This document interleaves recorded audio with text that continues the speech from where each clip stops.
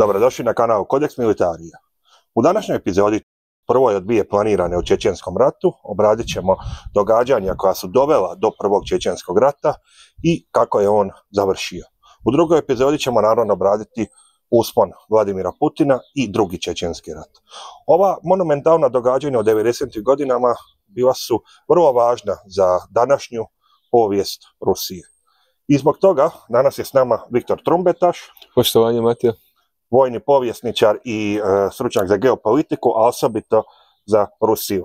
Da li nam se još možeš predstaviti na neki način? Evo, veoma mi drago da ste ovako lijepo predstavili, Matija. Inače, bavim se analitikom i to vojnom analitikom i specijalizirao sam se za područje Rusije, Rusije bivšeg Sovjetskog saveza, to jest Istočne Europe. Po obrazovanju sam vojni povjesničar i stručnjak za sigurnost. U Engleskoj sam bio živio, tako da isto želim neku perspektivu ovdje Mati na njegovom kanalu donijeti, nekakva znanja do kojih je možda malo teže doći ovako u Hrvatskoj i nekim regionalnim krajevima. Odlično, vrlo mi je drago da možemo proširiti te perspektive, jer jedino na taj način možemo ići naprijed. Svakako. Stvarno ti hvala što si odvojio svoje vrijeme i znanje za ovu emisiju i možda da krenemo. Dakle, ko su Čečeni i kada se oni pojavljuju na svjetskoj pozornici? Ovako, Čečeni su jedan od gorskih naroda Kavkaza i jedan od jako starih i autohtonih naroda. Oni postoje već stoljećima, međutim u nekoj svjetskoj povijesti se crtica o njima jasnije pojavljuje oko 19. stoljeća. To je jedan period, početak 19. stoljeća, u kojem Rusko carstvo širi svoj teritorij i svoj utjecaj, te u tom periodu, početkom 19. stoljeća, širi na Kavkaz, znači na svoje južnije krajeve. Zbog čega? Pa upravo zbog svojih nekih strateškog položaja i trgovačkih ruta koje su prolazile onim dijelom. Na tom putu su im stajali Čečeni, to jest čečenski teritoriji, koji su oni htjeli inkorporirati i od 1817. do sredine 19. stoljeća, znači 1850-60. se vodi krvavi rat između autohtonih naroda, među koji spadaju Čečeni i Ruskog carstva. Aha, znači već vidim gdje je korijen problema. Pa na neki način da. Ali nije tu cijela priča. Odlično, znači Čečeni su sad inkorporirani nasilno u Rusiju. Da li ima kakvih događanja na ovim područjima u Prvom svjetskom ratu? Pa ovako, znači što se tiče, ajmo reći, sada ne nazivamo sve odmah baš toliko nasilnom inkorporacijom, to je bio jednostavno neki klasični rat ili osvajački rat koji se vodio bio između mnogih naroda u to doba. Da. Možemo zapravo reći da je bio i osvajački rat, jer jednostavno se vodio taj rat za teritorij na uštrb nekog drugog. Čečeni su se tu dosta dugo borili i ono što je zanimljivo da neki način njihov borbe koji je bio isto dosta i gerilski i koji je oduzimao Rusima zato jako puno vremena, se kasnije prenio i na druge ratove koji su bili u seli. Tako da recimo u tom prvom nekom ratu i sukobu koji je izbio između njih se nekako mogla nazvati i matrica budućih sukoba. Od kraja tih osvajanja, znači 1860. pa do negdje Prvog svjetskog rata i tog perioda, još uvijek se Čečeni nisu dali, ajmo reći, smesti ili potpuno pokoriti ili da budu potpuno poslušni, nego su još uvijek htjeli na neki način izvojevati ono svoje. Neku autonomiju. Pa na neki način. Sad, kada se dogodio Prvi svjetski rat, oni su bili još u sastavu Ruskog carstva, onda imamo Oktobarsku revoluciju, prevrate, raspad Ruskog carstva, osnivanje, znači nekakvi začeci Sovjetskog saveza, a prije toga i Ruski građanski rat. Sad, u tom periodu su tek isto nastala previranja na tom čečenskom teritoriju i opet izbijaju oružani sukobi. Sad, u tim oružanim sukobima Čečeni, ako već fokus malo na njima, više oni se bore protiv svih. I taj period Ruskog građanskog rata je rat svih protiv svih, znači i bijeli, znači po zapovjednicima koji su na staci Ruskog carstva i crveni, znači, to jest komunisti koji su bili ratuju tamo i Čečeni isto koji ratuju za sebe. Znači svi imaju neke svoje interese i ratuju jedni protiv drugih, a opet Čečeni u tom sukobu ratuju protiv svih za svoj račun. Da, i ipak to je završilo komunističkom pobjedom. Tako. I oni su inkorporirani u novostvoreni Sovjetski savez. Tako. Da li imamo tu nešto u međuratnom periodu između dva svjetska rata? Pa imamo, znači oko 1936. se osniva Čečensko-Inguška autonomna republika, koliko se sjećam.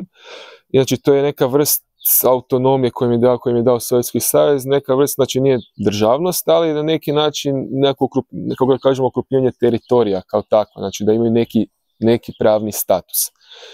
E sad, problem je sljedeći koji je nastao opet u Drugom svjetskom ratu, je taj na koji se ljudi najviše referiraju što se tiče te povijesti Rusije i Čečenije za taj period su one deportacije koje su nastale 1944. godine, a one su javno, znači koliko se zna, nastale iz nekog, ajmo reći, straha sovjetskog vodstva i Staljina da bi ti narodi, to jest Čečeni, mogli surađivati sa Njemcima koji su jurili ka Kavkazu, ka kavkazskim naftnim poljima da odsijeku, znači, dotok nafte goriva Sovjetima i sebi zauzmu te strateške resurse. A 1942. im je to bio glavni strateški cilj i sigurno bi im svaka lokalna pomoć dobro došla. Da, ali vidite, deportacija se dogodila 1944. godine. Znači, već u doba kada su Njemci pobjeđeni, kada bili daleko od Kavkaza. Kada su već bili malo dalje od Kavkaza. Sad je to pitanje, to bi trebalo biti možda po sovjetskim arhivima malo detaljnije istražiti zašto se to baš u tom momentu bilo dogodilo, ali ono što se dogodilo je to da je skoro 500.000 Čečena bilo prisilno prebačeno sa svojeg teritorija, znači Čečenije, na teritorij Sibira i srednjoazijskih republika. Dosta ljudi je tu bilo umrlo, to jest nastradalo, ako možemo tako reći, da li od strane vojske, tajne službe, nešto po logorima.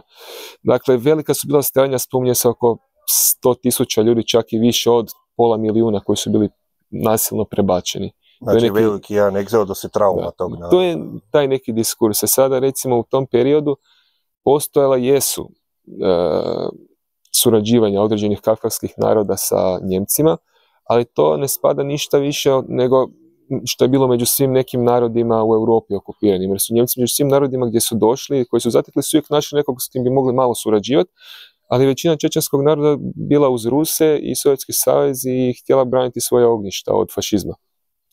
Sad, nažalost, oni su tu bili nastradali od jednih i od drugih. Ali recimo da se samo dotaknu recimo nekih kavkazskih naroda koji su surađivali s Njemcima, imamo Kozake, imamo recimo Čerkeze. Zašto su oni zanimljivi? Pa zanimljivi su recimo nama i iz tog razloga što su oni čak ratovali na teritoriju Hrvatske. Da. To je zanimljivo, znači pogotovo recimo je dio oko Koprivnice ili na sjeveru, tu su recimo bili stacionirane čerkeške postrojbe, Kozaci su išli sa Njemcima po Europi, tako da tu je bio neki vid kolaboracije, recimo to zanimljivo su kod nas isto, znači ratovali, ali su isto bili u neke isto ratne zločine umješani. Znači te dobrovoljačke postrojbe, ali opet to je manji dio naroda i zato i neke generalizacije. Ako se ne varam, Kozaci na Krimu su isto nastradali od Staljinove ruke. Tako je, isto i Kozaci i Tatari i to opet neki, ne mogu reći dvosjekli mač, ali i zapravo je, zato što dio tih naroda je nastradao i bio deportiran, a opet postoje veliki dio naroda koji je bio jednostavno lojalan i Sovjetskoj Rusiji i vlasti i svemu. Ono što je sljedeće zanimljivo je to da znači nakon Staljinove smrti se situacija normalizira, te se tu osniva isto Čečensko-Inguška isto autonomna republika po drugi put. 1957. se osniva, te ona je jedna od mnogih tih autonomnih regija republika po Sovjetskom savezu gdje nisu imali državnost kao takvu kao recimo Rusija, Ukrajina, Kazahstan, Bjelorusija, nego su bile u sastavu Sovjetske Rusije, ali su imali tu su bili kao nekakva autonomna regija na neki način. Ono što je najbitnije je period 1980-ih, kraj 70-ih, 80-ih, početak 90-ih. Tu se stvara začetak čečenskog rata i čečenskog sukoba. Ono što se događa tokom čitavog u cijelom Sovjetskom savezu je jedan period perestrojke, kao što svi znamo, koji je inicirao Mihail Gorbačov, i zapravo kao što se događa po čitavoj istočnoj Europi, tako i u Sovjetskom savezu, je jače nacionalne svijesti Čečena, te oni kao takve već pokazuju neke znakove, više neke nacionalne samosvijesti i opet se tu javlja novi pokušaj borbe za još veću autonomiju i po njihovim željama nezavisnost. Sovjetski savez je tu velikim problemima 1991. nalazi se u potpunom kaosu. Mi imamo 1990. u Baku vojnu intervenciju Crvene armije gdje se zapravo u krvi ugušili sukob između njih i etničkih Armenaca. Događaju se isto oni pogromi po Armeniji, Azerbejdžanu, u sukobu na Gornjem Karabahu je bio eruptirao, znači tu se šalju vojne jedinice, specijalne jedinice sovjetskog MUP-a da raščiste to. I također, znači tu već se počinje javljati začetak sukoba u Čečeniji. Da, i Nagorno Karabah je odmah susjedna regija. Tako, znači sva ta regija je puna tih lokalnih sukoba koji tinjaju. A Sovjetski savez nema neko rješenje da sve uspokoji, da svi budu, da bude vuk sit, a ovce na broju i svi zadovoljni. I tu se javljaju sve neke te nacionalne težnje lokalnih naroda, vlast u Moskvi za okupljanje svojim problemima, znači prvenstveno raspad Sovjetskog saveza, Varšavskog pakta, znači epohalna promjena, ekonomske poteškoće koje treba nadvladati, tranziciju iz jednog sistema u drugi, i političkog i ekonomskog. I ne zaboravimo također pokušaj puča u 8. mjesecu 1991. gdje je zemlja opet bila isto na rubu građanskog rata. Dakle, tu je masa epohalnih nekih problema i ovo je samo jedan od njih. A vlast nije skroz spremna odlučno i na neki način korektno probati izgladiti sukob i riješiti sukob. Da, ta nova vlast pokušava pronaći svoj novi put. Da. I zato im nije jasno kojim putem ići u ovoj novoj situaciji gdje su one države koje su već imale nekakvu svoju državnost, postale samostalne republike, ali Čečenija je dio Rusije. Tako. Uska, znači ona se nije automatski odvojila raspadom Sovjetskog saveza, nego to su više unutarnji problemi novonastale Rusije. Tako je. I ono što je stvar da se Čečenija tada htjela već odvojiti i oni su već početkom 1991. proglasili nezavisnost. Kada je Džohar Dudajev došao tamo na vlast, jer se on povukao, Džohar Dudajev, inače mala digresija, on je bio prvi predsjednik Čečenije i najpoznatija ključna figura tog rata i čečenskog naroda. Inače on je bio veoma jedan obrazovan čovjek i visoko postavljeni čovjek, bio je general major Sovjetskog ratnog zrakoplovstva i načelnik eskadrile strateških bombardera, bio je stacioniran u Litiji u Baltičkim zemljama, te također bio svjedok, a dijelom i sudjelovao u onim sukobima koji se tamo događali na strani sovjetske vojske. Tako da on nije bio, kako su ga ljudi smatrali, nekim samoproglašenim predsjednikom samoproglašene države, nego je bio je jedna zanimljiva figura. Odlično. I dakle, on je izabran za predsjednika jesu oni samostalno proveli izbore? Kako se kretala ta deklaracija nezavisnosti? Deklaracija nezavisnosti se kretala ovako. Znači, 1991. godine u Čečeniji su bili izbori održani na kojima je bilo više fronti i više sudionika, među kojima je ipak neki način Dudajev bio pobjedio. Tu je bilo dosta i sukoba i sa opozicijom i stvar je u tome da čitavi ti izbori su bili odisali jednom ogromnom napetošću. Jer iako je postao neki red u Čečeniji, opet svako je imao neku svoju možda malo polumiliciju, nekakve svoje interese i situacija isto disala nekom napetošću da bi isto tamo moglo puknuti negdje, ali između Čečenata kao takvih. Da, ali htio sam pitati, ti izbori su zapravo bili mimo volje Moskve, je li? Tako, ona ih je smatrala ilegalnima. Pa da, zato što Moskva kao takva je trebala dirigirati događajima unutar svojih granica. A Čečenija unutar bila njihovih granica. Međutim, Čečeni su bili radili na svoju ruku. Sad Moskvi se nije dalo tu pretjerano zafrkavati s njima u tom momentu, jer kao što smo naveli, oni su imali puno prećih i većih problema. 1991. je bila monumentalna za njih, kako smo rekli. I oni su onda taj neki sukob, to nije bio to sukob, oni su te događaje političke jednostavno malo stavili u kut, dok ne riješe ove glavne stvari. A tu, za to vrijeme su Čečeni radili na zapravo svoje nezavisnosti. Kao tako i ustroju svoje države, to je paradržave, možemo reći, samo proglašeni, nisu bili ni od kog priznati, ni od Rusije, ni od tikog, nego su sami sve od nule radili. Da. I spomenuo se te sukobe unutar različitih stranki, da li su oni u idućim godinama nekako eskalirali? Kako se taj period 1991. 2. 3. odvijao? Taj period je dosta zanimljiv, dosta nepoznat. Tu ima jako puno imena, jako puno nekih figura i teško je sve to pobrojati odjedanput. Međutim, ono što je zanimljivo je da je Čečenija 1991. proglasila stvarno tu nezavisnost. Period 1991. 1994. je po meni jako, jako intrigantan, zbog toga što na neki način imamo nekakvu polupara državu koja se pokušava nekako probiti, imamo razne nekakve događaje unutra, političke, ekonomske. Ta paradržava, ako možemo tako nazvati, bez da ikoga uvrijedimo, funkcionira. Ima svoje organe vlasti, ima svoju policiju, svoju, čak novac nisu imali, ali imaju neku i svoju banku imaju nekakve organe sudstva, svoje škole, znači nekako život, pokušavaju sve više autonomizirati svoj život od Rusije. Znači, period taj teče ovako, u prvom mjesecu 1991. Čečenija proglašava svoju nezavisnost. Znači, to je još period Sovjetskog saveza kada se puno toga nije odvilo još. Znači, dok je još Sovjetski savez stavio na nogama. Ali, kao što smo rekli, Rusi su to stavili sa strane, nisu htjeli zafrkavati s time, tad su imali ozbiljne okršaje u baltičkim zemljama i općenito raspad države, tako da ovo je bilo još jedan element svega ostalog. Čečenija je bila, kao što sam rekao, funkcionirala, međutim, kako je funkcionirala, tako nije funkcionirala zbog toga što su se k vlasti, k Dudajevu htjeli mnogi, ajmo reći, prikrpati, a on se trudio u svemu tome nekako plivati i nekakve kadrove izabrati koji bi držali situaciju pod kontrolom. Jer ono što možda gledatelji znaju ili ne znam, da Čečenija je zapravo sastavljena od različitih klanova.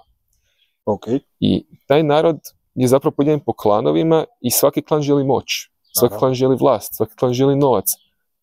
I ono što zapravo isto oblikuje taj period je ta borba između nekih klanova, između raznih grupa opozicija koji žele doći do vlasti, ali koji se isto svađaju međusobno. Tu je isto recimo zanimljiva činjenica isto i financijskih mahinacija koje su bile uslijedile. To je bila afera čečenskog Aviza, se zvala. Aviza su bile potvrde koje su se izdavale u bankama tada početkom 90-ih pri različitim transakcijama između poduzeća i banaka i sad zbog neusklađenosti u sustavima i tek započete kompjuterizacije, tu su se dešavale ogromne prijevare. Sad u Čečeniji neko shvatio da se tu mogu uzeti ogromni novci, iz Čečenije su tada napravili takve prevare u vrijednosti, mislim, nekoliko trilijuna rubalja. Znači iz Moskve, tako da svašta se tu bilo događalo. Ono što je zanimljivo je to da je Čečenija tada aktivno radila i podržavala sve ostale gorske narode, susjedne narode u borbi za njihovu nezavisnost. Čečenija također pokušava voditi vanjsku politiku, te predsjednik Dudajev u tom periodu isto pokušava nekako ići po zemljama Bliskog istoka i tražiti isto podršku. Govorilo se isto čak da je bio dolazio i do Bosne. Dakle, ima jako zanimljivih nekih činjenica i sluhova. Ono što je dosta zanimljivo je to da su Čečenci aktivno sudjelovali u ratu u Abhaziji, u Gruziji susjednoj. Dakle, o čemu se radi? Narod Abhaza je se želio odvojiti od Gruzije i temu isto sukob i Oseti koji je tada nastao. Međutim, ono što je zanimljivo je da su Čečeni odlučili pomoći Abhazima koji su isto samoproglašeno odvojili od Gruzije. Pa su bili srodni. Tako, te su poslali Čečeni tu nekoliko svojih najboljih postrojbi i zapovjednika. Jedan od vođa čečenske grupe koja je došla ratovati u Abhaziji bio Šamil Basajev, kasnije poznat kao terorist iz krize u Budjonovsku i svih ostalih krize koji su dalje uslijedili. On je predvodio grupu kavkasku, koja je zvala, mislim, Kavkaska grupa gorskih naroda i ta skupina, to je bio zapravo pokret, militaristički pokret koji je težio nezavisnosti svih kavkaskih naroda. Sad, on je vodio tu jednu specijalnu grupu iz Čečenije koja je se borila na strani aphaskih pobunjenika, oni su dobili taj rat. Jer Abhazija je opet zadržala neku kvazi nezavisnost, ali teritorija održala, Gruzija tu nije imala svoju kontrolu i tu su još došli Rusi. Ono što je zanimljivo tada su recimo, da je Basajev recimo bio, i to se govori poslije neke potvrde, da je surađivao tada sa Rusima i da je možda ruski GRU ili FSB vodio obuku određene grupe tih dobrovoljaca, jer Rusija aktivno pružila podršku abhazskim pobunjenicima tada. Također i iz Čečenije je poslan čečenski OMON, znači čečenska specijalna policija, koja je kao zapravo jedinica čečenskog MUP-a ratovala opet na strani pobunjenika. Znači ima jedan MUP, policijsku postrojbu koja ratuje u vojnim uvjetima. ono što je bitno za ovaj sukob je taj da je Šamil Basajev želio da što više Čečena prođe kroz njegovu grupu ili kroz ovaj OMON koji je ratovao na teritoriju Abhazije, da bi dobili što više treninga vojnog, koji bi se onda vjerojatno kasnije mogao upotrijebiti, da li u obuci čečenske vojske i policije ili u možda budućem sukobu. Znači blaga militarizacija. Tako da dosta, govori se od nekoliko stotina do nekoliko tisuća boraca je prošlo kroz Abhaziju, znači kroz rotacije. Sad, Abhazski sukob završava 1993. I to je neki period kad isto velika količina tih ljudi dolazi u Čečeniji sve više dolazi do te borbe za vlašću. I tu je taj neki problem jer nema stabilnosti, stabilnost se urušava. Također dolazi do isto i pogroma nečečenskih naroda koji jednostavno moraju pod silom prilika pobjeći jer Čečenci, oni žele svoje, Čečenci i jednostavno tu dolazi do neke vrste etničkog čišćenja. Ako si u krivom klanu? Ako ste u krivom klanu, ako ste krive nacionalnosti, ode glava. Okay. I situacija nekako funkcionira, ali sve manje funkcionira. Sad, od 1993. u Ruskom glavnom stožeru i pri obavještajnim službama se planira vojno rješenje sukoba. Svo vrijeme se planira i mirno rješenje sukoba, to jest mirna ponova na reintegracija Čečenije, ali se od 1993. počinje raditi na vojnom rješenju sukoba. Opet, 1993. čak još tu nisu Rusi htjeli reagirati zbog toga što su oni imali skoro onu revoluciju u 10. mjesecu, to jest oni oktobarski događaj 1993. gdje je zemlja bila opet na rubu građanskog rata između predsjednika Jeljcina i predstavnika parlamenta. Tako da se taj neki sukob opet stinjajući prebacuje na 1994. godinu. Tu nas čekaju ozbiljna događanja. 1994. je jako ozbiljna, ali pogotovo kraj 1994. Ono što bi bio neki začetak, to bi bilo proglašenje Čečenske republike Ičkerija. Dakle, Čečenija je 1991. proglasila nekakvu nezavisnost u nekom vidu, ali sad se počelo službeno nazivati od 11. mjeseca 1994. Čečenska republika Ičkerija. Tu su već Rusi rekli da se ne može preći preko nekih stvari i ono što je bitno, tada dolazi do pokušaja puča u Čečeniji. Dakle, Rusija pokušava uz pomoć opozicije iz Čečenije i uz pomoć svoje vojske, nekih određenih specijalaca, usmjerava specijalnu grupu u tenkovima i kamionima da zahvate Grozni i tu uzmu vlast od Dudajeva.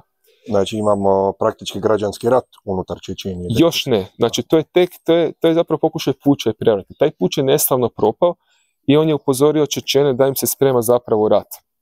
I oni su se još i prije, ali i tada su se bili ubrzano naoružavali. Zašto je taj puč bitan? Zato što su poslani bili više manje obični vojnici ruski, bez informacija o tome zapravo što konkretno trebaju napraviti, da uđe u Grozni, da se zauzme Grozni kao takav. Oni, napominjem, nisu imali sve informacije obični vojnici, neki ljudi među njima jesu. Taj puč je bio neslavno propao, poslano oko 1200 vojnika, polovina njih je bila pobijena i taj puč su prikazivali kasnije Dudajev i njegova vojska po televizijskim kanalima. Jednostavno, poslano je oko zarobljenih nekako oko 40 tenkova, polovina ih je bila uništena i ostala većina bila zarobljena, znači potpuni raspad.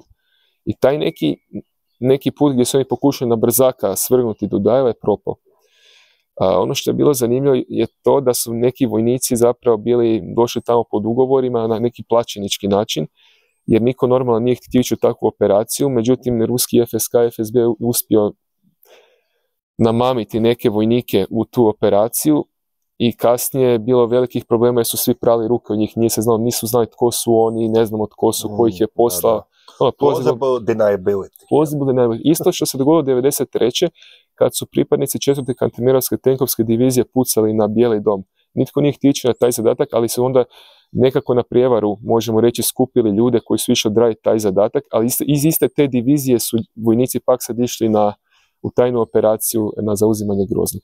Ono što bi još spomenuo prije Čečenskog rata je činjenica da u svome povlačenju je sovjetska vojska koja se zapravo povukla iz Čečenije kad su joj proglasili nezavisnost i općenito, znači u tom periodu 1992. kad se ruska vojska povlačila iz sovjetska, iz nekog nepoznatog razloga je ostavila gotovo cjelokupno naoružanje na teritoriju Čečenije, što je nepojmljivo.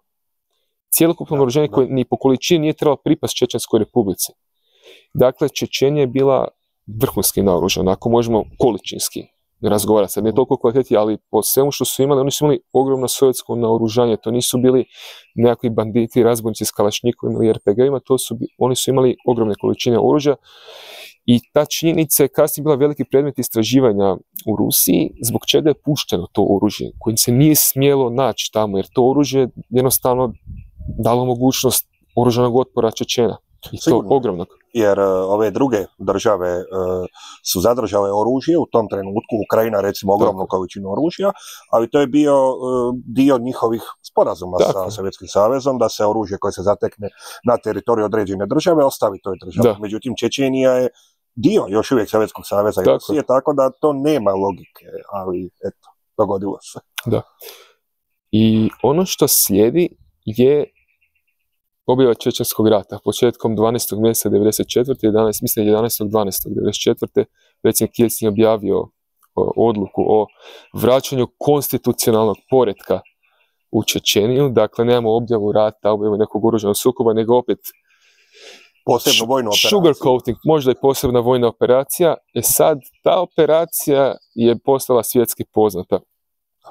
I najviše po lošemu zapravo. Što se sve dogodilo i po rusku vojsku, i po Čečene, i po količini uništenja koju je proizvela. Apsolutno. A da li je bilo određenih klanova koji su davali podršku Rusiji, ili su sad Rusi išli sami protiv svih Čečena? Ne, uvijek je, pazite, na tom Kavkazu i općenito u odnosima Rusije i Čečenije postoji dio koji će biti za Rusiju ili sa Rusijom. To ne mora biti nužno loše, to nije nužno loše što svi smatraju da su oni izdajice svoga naroda. Da, to je neka stabilnost.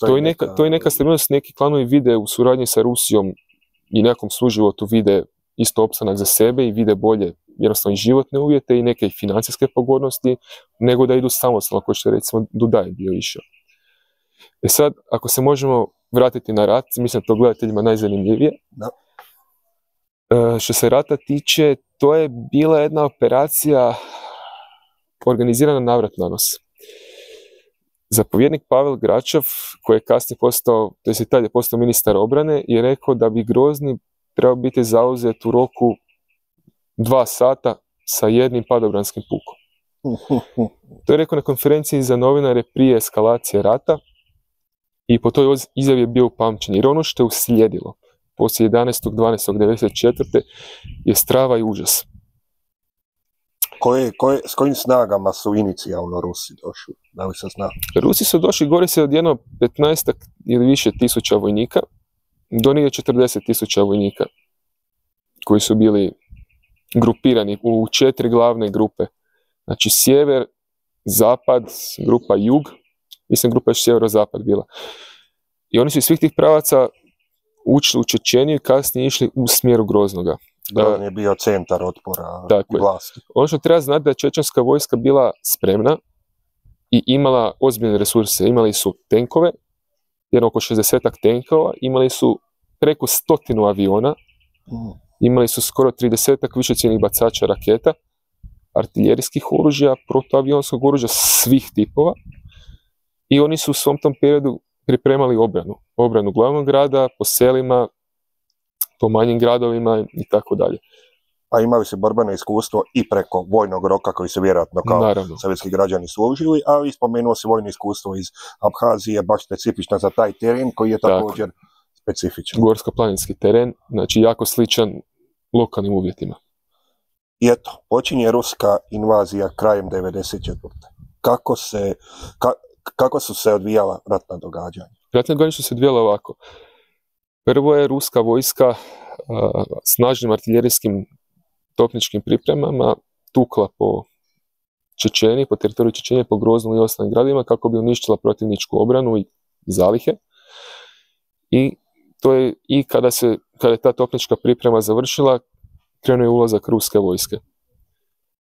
Pri toj topničkoj pripremi bilo je dosta neselektivnog bombardiranja, što su Čečeni Rusima uzeli za zlo i za pamćenje. Međutim, ruska vojska je navela, kako sam rekao, iz 4 glavna pravca i tu su počeli malo pa malo napredovati i zauzimati lokalna sela, lokalne grade, dok nisu došli u blizinu Groznoga. I kako je izgledao ulazak Rusa u Grozni? Pa ovako, znači mi imamo 1.12. je počeo taj zračni udar po teritoriji Čečenije. 11. su krenuli ruske postrojbe na teritoriji Čečenije i već su oko 12. već su oni bili u, znači, blizini Groznoga. I Grozni tu dolazi u neko poluokruženje i tu počinju teške borbe koje traju već od, znači, 31. znači od zapravo te nove godine 95. to jest Silvestra 94. Da. Traju borbe do negdje pa jedno sredine 3. mjeseca skoro. Znači skoro 3 mjeseca nisu mogli zauzeti Grozni. Zašto je ovo bitno? Zato što način na koji je izvedena operacija ulaska ruskih postrojbi u Grozni je zapravo skoro istovjetno napravljena sada u Ukrajini. Ruske postrojbe koje su ulazile u Grozni su bile naoružane, ali opet ne dovoljno. Nije im bilo rečeno s kojim točno ciljem idu, kako treba ići. Podaci obavještajnih postrojbi koje su tajno boravile na teritoriju Groznoga i Čečenije su bile davale podatke da se sprema obrana, da je opasna situacija i da se treba jako, jako dobro pripremiti. Sve obavještajne procjene i pripreme ljudi sa terena su bile zanemarene i odbačene.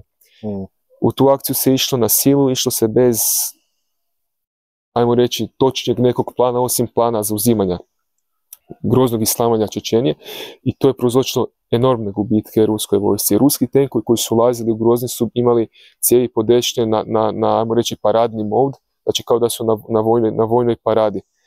Oni sami nisu uopće očekivali otpor koji je bio uslijedio. A otpor koji je uslijedio je bio takav da nisu mogli 3 mjeseca jedan Grozni zauzeti, koji je možda veličine, pa nekog, ajmo reći, ne mogu reći manje grada, ali nekakve Rijeke, Osijeka, za nekakve... Znači 200.000, 300.000. On ima nekih 200, rekao bi 100 do 200.000 ljudi ima, ali, barem i tada je imao, ali te borbe koje su bile uslijedile i taj užas za ruske postrojbe je ostavio neizbrisiv trag u kolektivnom vojnom pamćenju.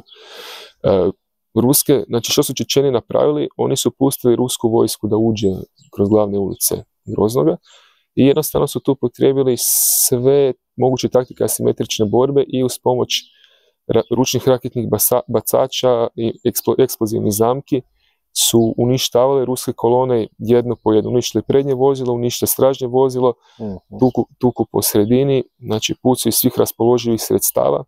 Rusi su tu učinili greške, poslali su tenkove i sav živi oklop u urbanu sredinu, gdje tenkovi nisu mogli podići dovoljno cijevi da bi mogli pucati po protivniku i onda su ih jednostavno sa krovova su ih uništavali. Recimo, to je jako poznat slučaj 131. Majkopske brigade, koja je bila poslana na dio, to jest rajon ovoga, kako se to na ruskom kaže, kolodvora u Groznome, gdje je čitava brigada bila desetkovana, uništena, zapovjednik im je bio ubijen poslije teških borbi. Mnogo brigade potpuno bilo uništeno, čak su morali dovući i mornaričko pješaštvo Sjevernog flota, koja je prilično elitno, da bi uspjeli izgurati zauzimanje kvartova po Groznomu,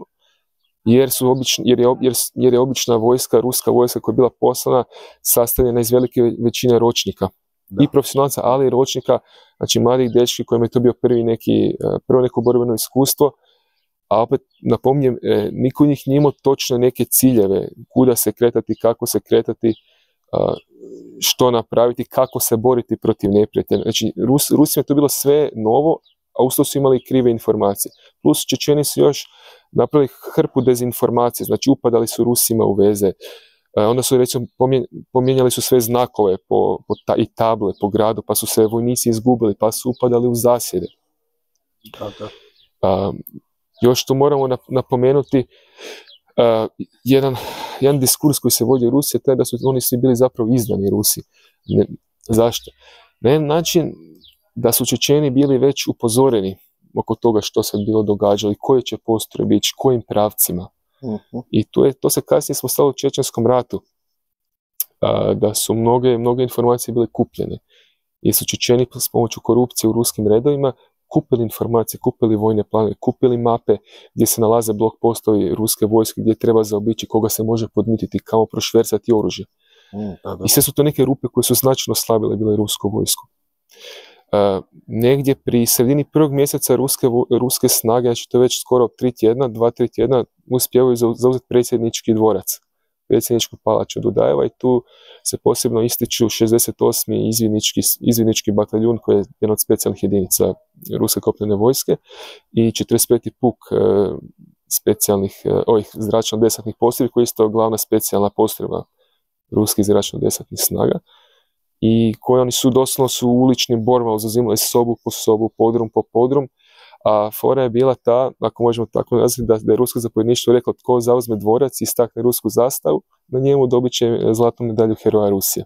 Tako je to bio dodatan motiv postrojbama. Slično kao što se u Beruinu. Tako je. Borbe su trajale negdje do 3. mjeseca, sredine 3. mjeseca 1995. godine, kad su posljednje četvrti bile pod ruskom kontrolom. Ono što treba također reći da je ogromna količina oklopa bila jednostavno uništena, ruskog, i tenkovi i transporteri, te kada je inicijalno bombardiranje više nije dalo nekog rezultata ni upadi kolonama, onda je krenulo ono što se sada događa u Ukrajini, u Bahmutu i kod Pokrovska i na drugim frontima, teške borbe prsa o prsa, borbe za svaku kuću, za svaku sobu, za svaki zid.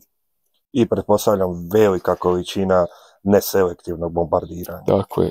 Bombardiralo se sve, samo da se uspije ostvariti napredak. Često su i ruske postrojbe stale žrtvom bombardiranja svojih vlastitih artiljeraca, jer jednostavno gađalo se dosta neselektivno, a nekad stvarno artiljerci nisu htjeli ni gađati svoje, nego zbog mijenjanja položaja bi pali pod vatru vlastitih snaga.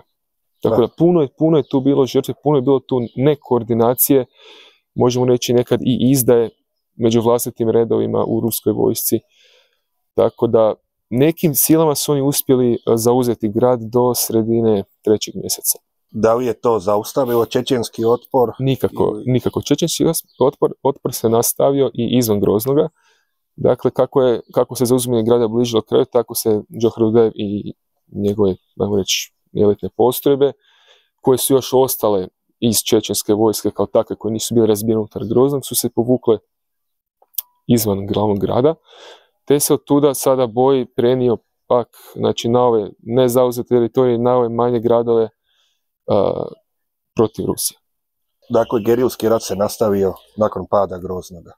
Kada imamo neku promjenu u ruskoj strategiji i pristupu? Pa, što se tiče ruske strategije i pristupa, stvari idu ovakvim hodom. Znači, rat je trajao do kraja 96. godine. Službeno. Znači, tad je bilo Hasavjursko primjere, gdje Čečenija dobila priznanje, i to je za Ruse bilo veliko i poniženje i na neki način i gubitak, ustupak na koji su oni morali pristati jer je situacija vodila ni k čemu. Ako gledamo kronološki borbe iza pada Groznoga, imamo tu borbe za razne, znači za sela i gradove, znači borbe se sele, znači više izvan i imamo i gradske borbe, ali i borbe na otvorenom terenu. Imamo konvencionalne čečenske postrojbe koje još nisu bile razbijene, koje su se borile, ali se više taj rat poprima gerilski oblik, zbog toga da se nadoknadi taj nesrazmjer u odnosu snaga i odnosu na oružanje. Tako da imamo bojeve za grada, za Gudermes, za Samaški, za Argun, za Bamut. Sve su to mjesta koja su bila poprištem žestokih borbi, krvavih borbi, gdje jedna i druga strana pokazala veliku odlučnost, veliku ustrajnost i veliku spremnost i želju za pobjedom. Postepeno su Rusi pobjeđivali Čečene i čečenska snaga tu slabi, i opet još sve više se ide u neki gerilski način. Tu opet dolazi do pojavljivanja određenih pojedinaca i određenih grupa koje pokušavaju ratovati i za svoj neki račun i same pokušavaju isto naći svoje mjesto pod suncem uz Dudajeva, ili čak ne mogu reći protiv Dudajeva, ali da se i oni istaknu na čečenskoj pozornici i borbi. Da. I kako si rekao, to vodi nekakvim mirovnim pregovorima, Da li su ti pregovori imali neke faze ili kako se odvijalo? Pregovori su čitavo vrijeme bili vođeni. Dakle, od 2. mjeseca, kad je isto bilo primirje vezano za boju u Groznom, 3. mjesecu, kroz čitavu 95. 96. se vode pregovori između obiju strana, nešto višeg, nešto manjeg intenziteta. Mi moramo isto vidjeti da je u tom periodu počeli su i teroristički napadi sa strane Čečenije, to jest određenih pojedinaca iz čečenskih gerilskih grupa. Na teritoriju Rusije. Tako je. Događa se jedan od najpoznatijih, ja reći prvi od svih ovih najpoznatijih događaja koji su bili u Siriji, to je teroristički napad u Budjonovsku. Grupa pod sada već poznatim Šamilom Basajevim odlazi u grad Budjonovsk gdje zauzima gradsku bolnicu. Cilj je bio zaustaviti ruske napade i da Rusija prizna nezavisnost Čečenije, uz zamjenu jasno za oslobađanje talaca. Ta kriza je rezultirala ogromnom medijskom pozornosti, jer se to do sad nikad nije bilo dogodilo u tom obujmu na teritoriju Rusije. Kriza je bila jako medijski popraćena i kriza je bila završena ruskim upadom specijalnih postrojbi u bolnicu gdje su bili strahoviti isto gubici i među taocima i ruskim postrojbama i Čečenima. Ono što je bilo zanimljivo je to da se Šamil Basajev uspio evakuirati iz bolnice sa svojom grupom, te dalje imao slobodu djelovanja. Međutim, Budjonovski je ostao kao jedna ključnih točka u toj kolektivnoj memoriji terorističkih napada u Rusiji. I ti ogromni civilni gubici kad ruske specijalne postrojbe uvete nisu bile jedinstvene za taj događaj. Nisu bile jedinstvene, ali morate znati, Matija, da u takvoj situaciji kao što je kriza u Budjonovsku bila, da je tu nemoguće riješiti, ili recimo čak kriza u Beslanu koja je bila uslijedila 10 godina kasnije. Na nju mislim, da. Tip talačke situacije koji se tamo odvio, to je bilo nemoguće riješiti, nažalost, bez nekih žrtva. Ni jedna ni druga strana nije pregovorima uspjela ništa riješiti, a kad se išlo na vojno rješenje, čečenski teroristi su uzeli ljude, znači, iz bolnice kao taoce i živi štit, i nikako se, nažalost, nije mogla riješiti situacija ako se već išlo na juriš da ne bude žrtva. Žrtva je moralo biti, nažalost. I kada vi jurišate, a na vas bacaju bombe sa prozora ili miniraju hodnike ili guraju civile kao živi štit, tu je teško izbjeći bilo kakve žrtve. Da. S time da su postrojbe ruske koje su bile involvirane su bile elite, znači ruski Alfe, Vimpel čuveni, specijalne jedinice MUP-a poput Vitjeza i mnoge druge. Znači, stvarno elita i jako pripremljene i osposobljene postrojbe koje znaju svoj posao. Međutim, zbog karaktera talačke situacije nemoguće je riješiti takvu situaciju bez žrtava. Nitko ne želi žrtve. I dakle, usprkos tome što je povraćena kontrola nad tom bolnicom, da li je to ipak imalo nekog utjecaja na daljnje rusko postupanje i razmišljanje? Imalo je, zato što su ti događaji bili medijski popraćeni. Zbog velikih gubitaka u Rusiji, vojnih i svog šoka koji se dogodio, ljudi su bili jako protiv tog rata.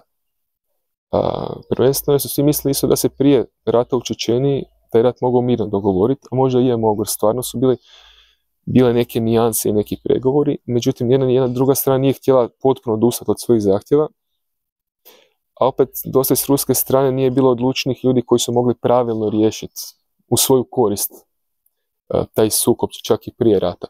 Ali kako je ova kriza utjecala na taj način da ljudima bilo dosta svega, da su vidjeli da dolazi do smrti nevinih, doslovno te najtežeg terorizma. I Rusi su tu imali priliku vidjeti da javnost je više dosta svega, jer u tih godinu dana, to je ova kriza, ovo je bilo već još u 95, znači to je negdje ako već pola godine, da stvari stvarno ne idu kako treba, da treba ići na nekako rješavanje sukoba na ovaj ili onaj način. Ali također, taj teroristički čin je još više podigao neki animozitet između naroda i još više ocrnio percepciju Čečena unutar Rusije, otežio nekako poziciju. Zbog toga su sad bili percipirani kao ljudi koji su spremni na sve, pa na one najgore činove, poput uzimanja za taoce žene i djece u bolnici. Da. Ali pritisak javnosti poslije svega toga porasao u smjeru da se taj sukob riješi. Da li vojno, ali isto jako na način da se taj sukob mirno riješi, da idu neki pregovori, da jednostavno to ludilo stane. I tako lagano dolazimo do situacije u kojoj su mirovni pregovori mogući i u kojoj se mir nazire kroz njih. Kako je izgledao taj mirovni sporazum? Ako mirovni sporazum je jedna zanimljiva točka, ali nismo rekli još jedno par događaja koji su doveli zapravo do mirovnog sporazuma. Teroristički napadi kao takvi su bili jedan od katalizatora ka mirovnom sporazumu. No jedna od ključnih točaka koja je vodila k mirovnom sporazumu je bila nemogućnost ruske vojske da zadrži Grozni. Ono što se bilo dogodilo 1996. je bilo to u 2 navrata su Čečeni pokušali vratiti kontrolu nad Groznim, nad glavnim gradom. U 3. mjesecu 1996. su napali Grozni koji je bio tada stavljen pod kontrolom samo MUP-a i njegovih specijalnih jedinica, to jest OMON-a i SOBR-a. Sve više ove vojne jedinice su bile u okolini, nisu bile čuvale grad. Grad je skoro pao. Ruske specijalne jedinice su bile dovedene u okruženje, izvlačili se kako su znali, to su bili strašni gubici, postoje jako poznate snimke na internetu koje se mogu vidjeti. Jedan od najbitnijih događaja koji je prethodio sporazumu između Rusije i Čečenije je bila operacija Džihad u 8. mjesecu 1996. A u toj operaciji su Čečeni uspjeli vratiti čitav Grozni pod svoju kontrolu. Oni su u uspješnoj vojnoj operaciji sa svojim gerilskim postrojbama i s pomoću infiltracije i korupcije u ruskim redovima pokrenuli operaciju vraćanja Groznog i uspjeli su istjerati Ruse iz Groznog. Grozni je opet pao pod čečensku kontrolu. Tu su Rusi vidjeli da ne mogu više kontrolirati situaciju efektivno i u svoj situaciji koja je bila, bili su prisiljeni otići na taj sporazum, da dođe do nekog sporazuma da se situacija unormalizira. Da, nisu se mogli dopustiti da još jedan put prolaze kroz taj odvratan napad na Grozni početkom 95. krajem 94. Tako. Još jedan put bi bilo previše u tom okruženju koje si opisao, gdje se javnost okretala protiv, koja više nije davala podršku vojnom rješenju. Tako je. Ono što je bitno za taj sporazum da se tim činom priznala postojanje Čečenije, no međutim potpuno rješenje njezinog pravnog statusa je bilo odgođeno do 2001. godine.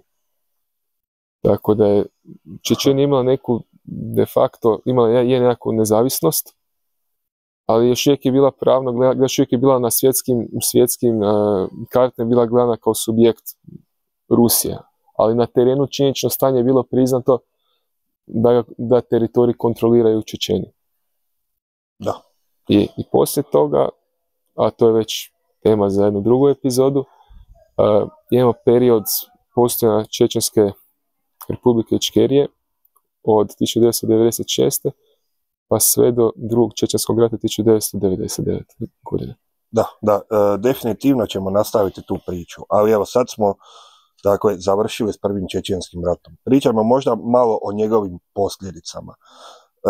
Recimo s vojne strane, kakvi su bili ti gubici, da li se znaju neke brojke na ruskoj i čečenskoj strani? Gubici na ruskoj i čečenskoj strani se mjere u tisućama. Procjenjuje se da je preko 10.000 ruskih vojnika najmanje bilo poginulo. Za Čečene postoje isto brojke koje su mnogo veće, međutim zbog velikog broja nestalih ljudi ne može se s točnošću utvrditi koje su njihovi vojni gubici neki, ali i civilni gubici koji je najviše zapravo od svih. Što se tiče vojne taktike i utjecaja Čečenskog rata na tu vojnu sferu, tu se vidjela promjena prvenstveno u načinu urbanog ratovanja, prvenstveno slanju oklopa u gradove, drugo, znači na mogućnosti gerilske borbe koje prednosti ona donosi i kako se ipak više ne može ići sa onom masovnom vojnom taktikom iz Sovjetskog saveza napadati gradove i ulaziti u njih. Tu se pokazalo kako se recimo nepravilnim korištenjem specijalnih jedinica mogu isto nanijeti istina ogromni gubici koji je jako teško nadoknaditi, zato što su ruske postrojbe koristile svoj specnaz, znači svoje brigade specijalne namjene, koristili su ih u pješačkim, znači u klasičnim zapravo pješačkim napadima i rovovskim borbama i frontovskim borbama, umjesto da ih koriste ih jesu koristili za izviđačko diverzanska djelovanja, dubinsko izviđanje, likvidacija, ali u velikoj većini su ih, kad je situacija recimo groznom trebala, poslali su ih kao linijsko pješaštvo i da rade proboj i da djeluju kao jurišne trupe. Jer oni jesu najbolje opremljeni i utrenirani borci koji ubijaju bez greške. Međutim, u jurišnim napadima svako će imati velike gubitke. Sigurno, to je potrebno i dakle samo najbolji od najboljih ide u te postrojbe, trening oprema su posebni, onda ih potratiti uz rezultat koji vjerojatno nije bitno bolji od klasične postrojbe je vrlo rastrošno. Tako je. Čečenski sukob je isto dao nekog motiva i ostalima da vide da ipak se mogu velike vojske poput Ruske pobijediti, to jest ne pobijediti, ali dovesti u neki položaj da ne mogu izvojati pobjedu, da nijedna ni druga strana ne može izvojati pobjedu, ali opet da se može zaustaviti. Tako da tu isto neki način presedan bio napravljen, ali to možemo, kao što sam rekao, dogovati loše situacije u Rusiji, lošem zapovjedanju i općenito lošem planiranju i kaosu. To nije bila jedna Rusija koja je kasnije bila došla. Nemojmo dati spoiler za iduću epizodu. Nažalost, zadnje pitanje je dosta neugodno koje ti moram postaviti, a to je pitanje o ratnim zločinima. Da li je bilo toga i sa ruske i sa čečenske strane? Ratni zločini su jedna od najpoznatijih zapravo činjenica i točaka Prvog čečenskog rata. Ratni zločini su bili stravični, surovi i ogromne magnitude. Rađeni su bili na obje strane, i na ruskoj i na čečenskoj. Sad, neka to zavisi od finesa, može što je koja strana radila, ali ratni zločini su bili prvenstveno vršeni nad ratnim zarobljenicima i nad civilima. S ruske strane, da ne bi išao pretjerano u detalje, prvenstveno neselektivna granatiranja koja su se bila događala, pri čemu su pogibali mnogi civili. Imamo situacije gdje su recimo specijalne policijske jedinice ili vojne jedinice na kontrolnim točkama znali likvidirati grupe izbjeglica ili civila, nekad u strahu, nekad iz mržnje. Imamo slučaj pokolja u selu Samaški gdje su pripadnici specijalnih policije postrojbi Oman su bile likvidirale čitavo selo skoro u potrazi za suradnicima ili ostacima čečenskih formacija na izrazito surov način, to je dospjelo na svjetske naslovnice. To je samo jedan od primjera. Jedan za koji znamo. Ima ih jako puno, da ne idemo u neke detalje. S druge strane, Čečeni su isto bili jako surovi u postupanju sa zarobljenicima i sa civilima. Imamo ubojstva, vršenih masovnih likvidacija, sakaćenja. To bi isto trebalo imati telefonski imenik da se pobroji što se sve događalo s njihove strane. I recimo u tom ratu su Čečeni stekli ime prvenstveno, znači baš zbog te neke surovosti koje se bila događale s njihove strane, su stekli jako gadnu reputaciju. I ta reputacija se nastavila i poslije Čečenskog rata i u Drugom čečenskom ratu. Tako da, ratni zločini su bili jedna ogromna strava i to je jedna posebna tema koju bi trebalo izložiti. I oni su bili činjeni i sa jedne i sa druge strane u različitim okolnostima. A uzroci toga je bila jednostavno mržnja, neprijatelja jedna prema drugim. Nekad je bila tu uporaba narkotika, kad se pripadnici jednih ili drugih posebi nadrogiraju da bi izdržali taj užas ili jednostavno zbog raširenosti te pošasti narkomanije između tada u vojsci i ruskoj i čečenskoj među gerilcima. Često je to isto bio razlog nekog koristoljublja, pljački kuća, maltretiranja ljudi, življavanja nad slabijima. Tako da to su neki generalni bili motivi. Da, mislim, to je bio rat koji se odvijao daleko od nekih zapadnih mainstream medija i samim time možda su neke i kočnice i pritisak da se to zaustavi bili manji, jer se radilo ipak o stvari unutar Rusije. Tu bi se donekle složio, a donekle bih rekao još jednu perspektivu, taj da je taj rat bio jako medijski popraćen. Okay. Rat u Jugoslaviji, recimo kod nas u Jugoslaviji, znači svim bivšim jugoslavenskim republikama je bio iznimno popraćen i to je bilo ratište gdje se moglo iznimno lako doći na teren. Čečenski rat je bio mnogo čemu sličan. Mnogo bilo zapadnih reportera, CNN-a, BBC-a, drugih televizijskih kuća koje su... Rusija ih je puštala tamo. Puštali su ih i često su neki novinari mogli isto i radi korupcije u redovima su mogli potplatiti neke od zapovjednika da ih puste, da dođu, da snime to što se bilo događalo. I taj rat je jako medijski bio popraćen. Čak i najviše od ruskih medija, pogotovo nezavisnih medija. Jer ono što je zanimljivo tada, u paradoksalno onoj Jelcinovskoj Rusiji, je bila, u onom kaosu je bila iznimna čak sloboda medija, koju možemo dugovati zapravo jednostavno pojavi medija kao takvo, ima nekom manjku kontroli i organizacije tog državnog sustava cenzure. I lokalni mediji su jako ruski popratili taj sukob, imamo mnoštvo televizijskih snimaka ulične borbe u Groznom koje preporučam isto gledateljima da pogledaju malo kako su te borbe izgledale, kako su uništavali tenkovi, kako se jedna i druga strana borila. Pokolji su isto bili iznimno popraćeni zbog toga što su ljudi tada htjeli pričati s novinarima kako bi novinari prenijeli njihovu priču. I Rusi su htjeli pričati s novinarima, to jest ruski civili, čečenski civili. Tako da, taj sukob je ostavio veliku medijsku popraćenost i jako puno. Imamo li neku procjenu broja čečenskih ili ruskih civila koji su stradali? Čuli smo vojne. Pa, barem deseci tisuća. To su deseci tisuća ljudi koji su poginuli. I plus veliki broj je bio nestalih. Jer jedna od specifika ovog rata je bila da bi se odvodili ljudi, često radi nekakvog ispitivanja, i s jedne i s druge strane, i ti ljudi bi bili nestali. To znači vjerojatno bili mučeni i pogubljeni na nekakvoj lokaciji, zakopani u masovnu grobnicu. Također tu imamo pojavu isto raznih filtracijskih zatvora, to se zove na ruskom sljedstveni izolatori.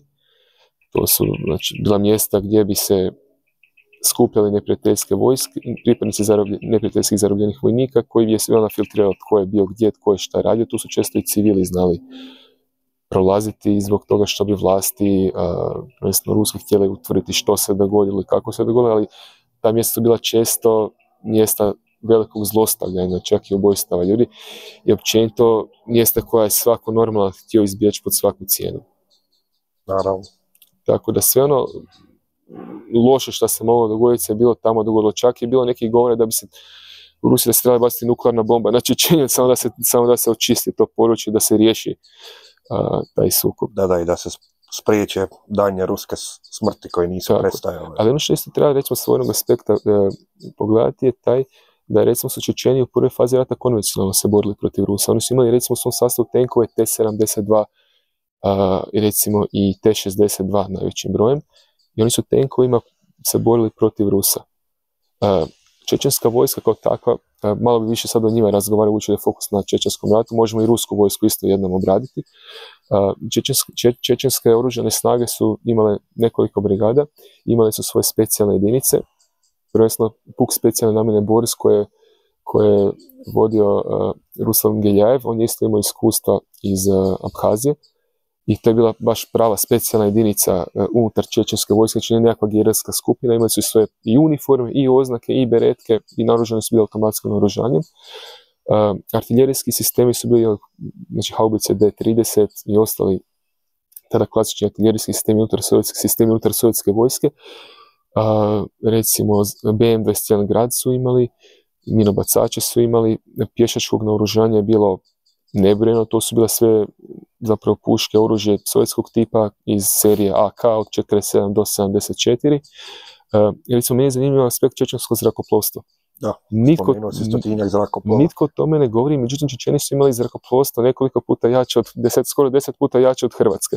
Mogli bismo reći tada u ratu tim godinama. Njihova osnova se sastojala od lakih trenažnih zrakoplova L-39 i L-29 čehoslovačke proizvodnje. To su trenažni zrakoplovi koji su bili rasprostranjeni širom istočnog bloka. Zašto se tolika količina tih zrakoplova našla? Oko nekih 100-120 primjeraka je bilo u sastavu čečenskog zrakoplovstva se našli na aerodromu u Groznom i u okolici. Zašto su se oni tamo našli, to niko ne zna, u tom broju. Imali su i helikoptere, su imali Mi-8, spominje se i Mi-24, tako da i čak su imali borbeno djelovanje. prema ruskoj vojsci i to prije Čečenskog rata, dakle u 11. mjesecu, mislim 94. ili početkom 12. su napali određenu grupu ruske vojske koja je htjela ući u Čečeniju i tu su ovi, mislim da su L-39 avioni su bili bacili bombe i rakete da zaustave tu kolonu. Ti zrakoplovi kao takvi su laki, trenažni, međutim oni se mogu lako prenamijeniti za borbena djelovanja i tako, to jest borbena djelovanja najviše vatrene podrške zemaljskim trupama, gdje se stavaju oni sačasti lanseri ili bombe od oko 100 kg, znači nisu ne previše naoružanja, ali opet dovoljno da se nešto efektivno napravi. Ruske zračne snage su kompletno u prvom valu napada izbrisale čečensko zrakoplovstvo s lica zemlje i tu je zanimljivo što je Džohar Dudajev rekao svojem protivniku ruskoj strani, rekao je kad su mu rekli kao gotovo ti zrakoplovstvo, što će sada, rekao je susrećemo se na zemlji. Na nebu smo izgubili, ali susrećemo se na Megdanu na zemlji. I tako je zaista bilo. A ruske, recimo, postrojbe, one su koristile sve što su imale, znači i motostreljačke postrojbe i znači padobrance. Mislim da je bila 98. zračno-desantna divizija, je bila jedna od poznatijih koja je bila uključena. 45. puk specijalne namjene je bio, to je brigada VDV, brigade Specnaza GRU, pogotovo 22. brigada, koja je tada bila jedna gardijska brigada u sovjetskoj vojsci, znači najpoznatija brigada Specnaza je 22. bila. Od ovih konvencionalnih brigada imamo 7-8 brigada specijalne namjene i oni su bili jedan od najžešćih boraca i udarna sila ruske vojske. Također dio njihovih boraca je pao u zarobljeništvu, jednim jako čudnim slučajem kad su ostali bez podrške i to je bilo jedan od većih, ajmo reći, skandala u tome ratu, kad su ti vojnici bili razmijenjeni. Imamo specijalne jedinice FSB-a, to je tada FSK, FSB nije postojala je prijelazna služba FSK, tadašnja, ona je isto djelovala sa svojim pripadnicima i svojim specijalnim jedinicama. Također imamo mornaričko pješaštvo koje je djelovalo. Pomenuo se, da. Imamo ono što je jako bitno, specijalne jedinice MUP-a kao takve, koje su bile djelovale, jer to imamo MUP, taj OMON, koja je sovjetska specijalna policija nastala 1988. godine, ako ne računamo specijalni odred za olimpijske igre 80. Tu je specijalna policija bila odigrala ključnu ulogu, jer su kao specijalni policajci dobili vojnu ulogu i sudjelovali su u jurišnim napadima, čišćenju kuća i općenito držanju tih blok postova. Tu su zapravo sve moguće specijalne jedinice bile ratovale. Tako da s te strane tu je kompletno, mislim, jedno osim podmornica i bojnih brodova nisu potrebljavali nekakve druge sile. Da. Jasno je i, kao što si rekao, brojne te jedinice su uništene. Brojne jedinice su bile uništene, ali isto su tako uspjeli nekako, dok su pretrpjeli taj udarni šok, su se uspjeli reorganizirati, tu su ispekle opasni zanat. I tu su se jako iskazale sa vojničke strane u zauzimanju teritorija i borbi protiv Čečena. I to ih je na neki način pripremilo za ono što će uslijediti sve kasnije. Ok. Odlično. Znači, imamo čečensku autonomiju. Rat je završio nekom vrstom pat pozicije. Da ju se možemo složiti. I da li imamo još nešto za dodati za ovaj period? Pa ono što bismo mogli dodati da je taj rat obilježio, prvi čečenski rat je obilježio kompletno rusku povijest. Znači 90-ih on je pokazao neki način i pokazao da Rusija još ima moći držati kontrolu nad svojim teritorijom i da se može boriti, ali opet da i ne može, da ima problema. I to je i taj događaj zapravo dvojak sa više strana, ako se krene analizirati. Ima jako puno podataka, jako puno događaja koji ne bi stali u ovu emisiju, ali taj čečenski rat je uvelike promijenio dosta toga u Rusiji, ako ne, skoro da bismo mogli reći i sve, jer događaj iz prvog čečenskog rata i ishod tog rata je direktno utjecao na ruske izbore 99. i općenito na politiku Rusije kao takve, i unutarnju i vanjsku. I tu bih možda onda stao, ako se slažeš, pa da u idućoj epizodi nastavimo te promjene u Rusiji i događanja koja su dovela na posljedku do drugog čečenskog rata. Svakako. Evo, meni je bilo drago i nadam se da sam donekle uspio vama i gledateljima objasniti u kratkim crtama koliko je moguće u ovom vremenskom okviru što se i kako događalo na obje strane u ovom sukobu. Ja mislim da je bilo izvrsno, hvala ti za tvoje vrijeme i znanje. Dragi gledatelji, to bi bilo to. Viktor će se vratiti u idućoj epizodi da dovršimo priču o čečenskim ratovima, a do tada pretplatite se na kanal ako već niste, da ne propustite taj nastavak i nadam se da se uskoro opet vidimo.